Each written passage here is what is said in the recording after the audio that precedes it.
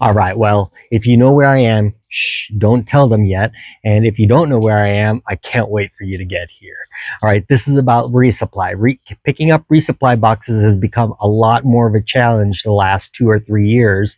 And I'll go into the history of the bounce back box, but it's no longer anything like what you've heard about in previous years, what a bounce box is. Now it's a super big challenge to retrieve your box, especially if you're on trail and your box is behind you or in front of you and you're trying to retrieve it so that you can send it to another location. That's called rerouting now. It's no longer a bounce box. In fact, no one knows what a bounce box is at the Postal Service unless they've been there before. Okay, so here's what you'll need to do. You'll need to have 5 to 6 pictures. First picture is a picture of the box. So get that picture of the box before you send it. Second picture is going to be a picture of your receipt and tracking number. Make sure to take a picture of that when you send your box. You don't need the physical receipt. You just need a photo of the receipt and the tracking number.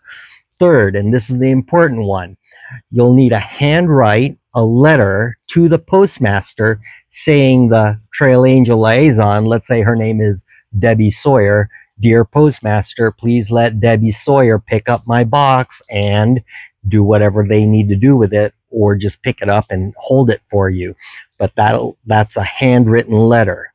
The fourth thing you'll need is a photo ID. You guys are all going to be using your government names, not your trail names.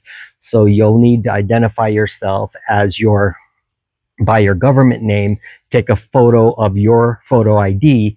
You don't need their photo ID. They just need Debbie Sawyer just needs to have her photo ID when she picks up your box, so that the postmaster knows everything that's going on is legitimate. And then the fifth one, which is the optional photo, is to have a photo of you holding the letter and your picture ID. So you're holding a letter and your picture ID saying, this is me, this is my letter that you're reading, the photo of the letter that you're reading, and this is my ID that I'm sending to Debbie. Debbie has all of those 5 items.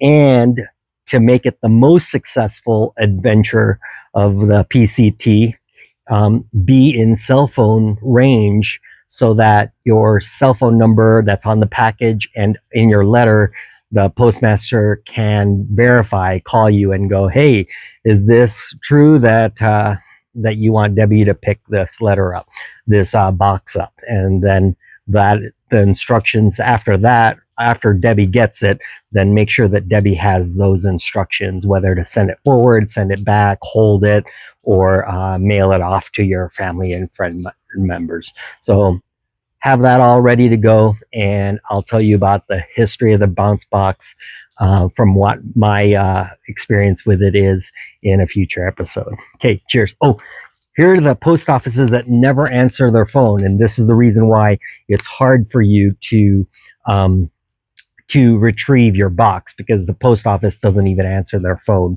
The ones that don't answer their phone 100% of the time, never answer their phone, is Walker's Pass and Lake Isabella Post Office, the Lake Isabella Post Office. The South Lake Tahoe Post Office does not answer their phones, even though they're very friendly when you walk in. Same thing with the Truckee Post Office. They never answer their phones. These 3 post offices rarely answer their phones, but sometimes do. Wrightwood, Tehachapi, and Mammoth Lakes answers their phones. And then the ones that always answer their phones, they'll bend over backwards for you, and they might even bounce your box for you at least once, probably more than once if you're super nice, pass the attitude test. Campo, Idlewild, Julian, Warner Springs, let's see, Cabazon, Lone Pine, Independence, Sierra City, Old Station, Etna. Let's see.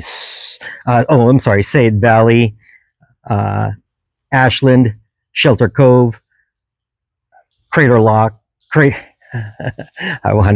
have CL here. Sorry, not Crater Lock Lake, but Cascade Lock. So Cascade Lock answers their phone. the one in Crater Lake isn't the post office, so it's the store. So they sometimes answer their phone. Snoqualmie town post office, not Snoqualmie Pass.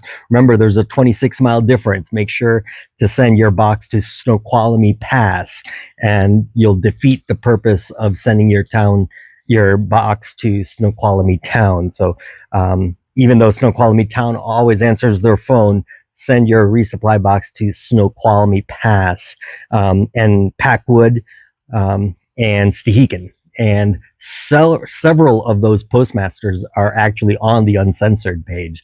So let me know and I can get a hold of them through the uncensored page. But in any case, that's your pro tip, is get a trail angel liaison. And I'll have that all written down either in the comments or in the description of this video. Cheers, say.